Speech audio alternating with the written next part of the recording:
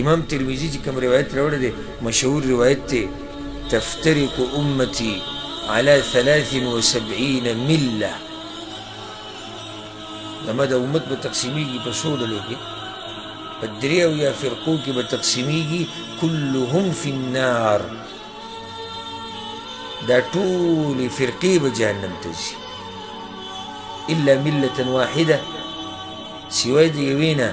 پیغمبر صلی الله علیه وسلم ته صحابه کرام وویل ومن هي یا رسول الله ای د الله پیغمبره دا یوه ډله څوک ده د جنتي وی ما انا علیه واصحابي دا هغه خلک دي چې په هغه لار روان دي په کوم لار باندې چې زه او زما ملګري روان دي دا هغه خلک دي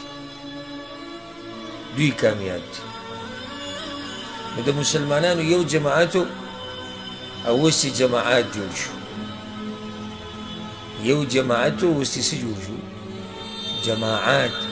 یو دعوتو اوس دعوات یو امتو یو موټیو زوریو طاقتیو عزتیو هغه هر څه ختم شو چې کله امت کې اختلافات رانودو په هر څه کې اختلافات هل أتى على الإنسان حين من الدهر لم يكن شيئا مذكورا